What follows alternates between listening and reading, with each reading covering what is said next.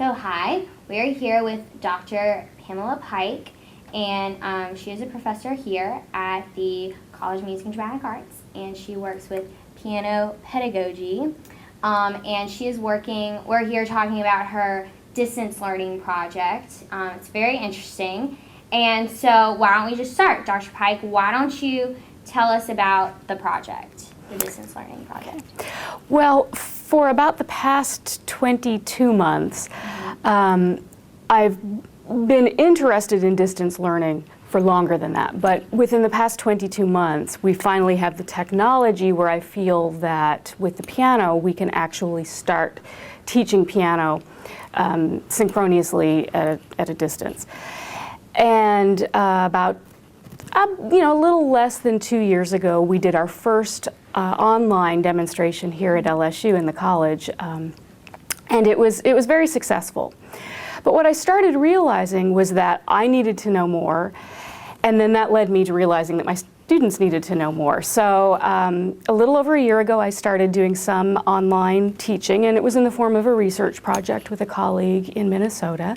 And we were doing primarily sight reading at that time. Since then, I have students that I work with regularly online. I have one student that I teach only online, and it's a student I have never met face-to-face. So all of our interaction has been online, and she's progressing quite nicely. So I realized that, especially my graduate students in piano pedagogy, that most of them at this point will be going out and starting their own studios and teaching. Some of them will eventually go on and get doctorates. But in order to prepare them, I really need to expose them to the new technology. So last fall, I started working with 4 of my graduate pedagogy students. We were working with students at another university in Minneapolis and with a small college in Nebraska, rural Nebraska. Both locations are about 1,200, 1,300 miles away, so they're really not close. They were working with undergraduate students, so it was also exposing those students to technology that they may have exposure to and experience with later on in their lives as well. And my students worked on teaching just small segments. I prepared them to teach small segments to those students. We started with clavinova, digital pianos. That, I think, is a little less intimidating than an acoustic piano to start with online. And after they had several segments of practice teaching that way, then we progressed to using the Yamaha disc clavier, which is an acoustic piano that has MIDI technology incorporated in it. It's not retrofitted, it's part of the, it's integrated into the instrument. And what that does is it allows, if a student on the other end plays their disc clavier, our disc clavier, the action actually plays. So the keys go down, the pedals play, and we're hearing the real acoustic piano. Wow, that's really cool. So explain the internet technology, how it all connects together to create the lesson. Okay, well, let me give you just a basic overview because I'm not sure I even understand the details. I am not a software programmer. But essentially we use 2 simultaneous connections with the disc clavier. So we have 2 separate internet connections. We use a program called Internet MIDI that connects the 2 pianos. Then we use Skype, and there is a mic cancellation so that, because the sound is going to travel faster than the video, so that we do not hear the music through Skype, we hear it through our own instruments. Okay, so explain the advantages, disadvantages of learning over a computer over distance.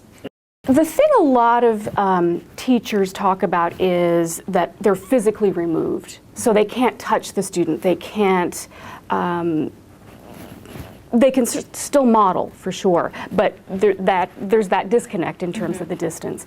So, and there's a lot of writing and there's been a lot of research in online presence, whether it's face-to-face or synchronous courses or asynchronous. And so I actually did a lot of reading about that because that face time that you get on the computer is really important. And in fact, for me, one of the biggest compliments I received once was after one of these online demos that I did. Someone who had watched a video of it after the fact said, Pam, I watched the video and I was watching in my living room and I felt like you were right there in my living room with me. Oh, wow. So that's something we need to explore more so that we can start teaching that skill. Right. How do we really be present with a student? What I have found is that I need lots of different ways to demonstrate things. I play an awful lot. I have shorthand with students once I get to know them, so I'm not trying not to talk as much. And I play, I have my camera angled so students can see my hands. I want them listening. And it's really, one of the positive things I think is these students learn to listen really well. I also have found that these students tend to be very responsible. They take ownership in their learning process because they have to. I cannot stand next to them and circle something in their score. They have to do it themselves. So the first few times I may have to remind the students to do that. But after a while, they have the pencil there, they pick it up, they make those notes in their score themselves. Whereas with our traditional face-to-face students, it can take years sometimes before students do that, simply because we enable them, I guess, in not doing that. I do think, though, and this is something I have not fleshed out yet, and it's probably an area of research that I'd like to explore personally. I think that there are certain students who may be more open to online instruction than others. And normally in piano lessons we do pre-testing with our students, we do placement tests to ensure that their readiness, learning readiness kinds of things. And I think someone needs to come up with an assessment, a learning readiness assessment for online instruction as well, because there are some different skills that are needed. So for example, the student that I work with weekly, I had worked with her for about a semester just doing sight reading segments, and I knew I could work with her. She was very engaged. When I spoke with her, she turned and looked at the camera. For her, the camera was off to the side. She was very responsible. So I just, all of the hallmarks were there for me. I knew we could have a positive online learning experience. But I think it's identifying more precisely what those attributes are that we need. And likewise, there are probably certain teachers who would be better at that, as well. And again, it's that, it has to do with online presence, which is this very broad kind of term and area, and it can be very hard to define. But how do you help a student feel that there's a sense of community? This is also something we have to address. Many of us in our private studios, we certainly have recitals. And some of us have monthly group lessons where our students get together. So how do we do that? We have one of our students here in the college who did that with her recital last year as part of her dissertation research. So she had students online playing. I did that with the student that I taught. We just set up a screen, had a data projector connected to the computer, and she played from her living room to our recital hall here in the School of Music. And then she listened to the other students perform as well. So just one final question. Ultimate goals, more independent students, progressing faster, assessment profiles, to pinpoint students that are right for this kind of thing. Anything else that you're looking at that is kind of in development or you see is coming new? I think I can't know. I mean, I really think that everything's changing so quickly, and I go to conferences and I see what colleagues are doing. And that sparks my interest, and we all talk about things and we all go off and we start working independently and then together.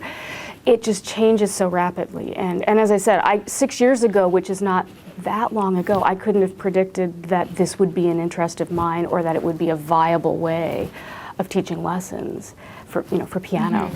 I do know that the person who developed this Internet MIDI program is working on a program that will work with stringed instruments and also with woodwind instruments. Now, it will have to work differently, and I can't even begin to explain how that will work.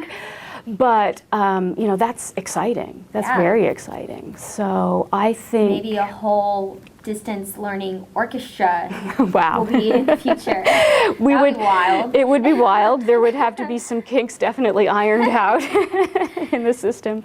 But certainly, I think for me, it's just being open to changes and being aware of Yes.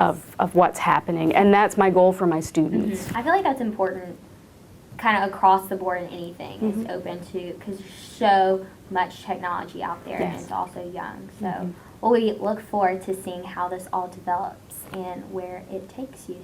So thank you again for talking with us, and thanks for watching. I'm Leslie Lavoie for the College of Music and Dramatic Arts.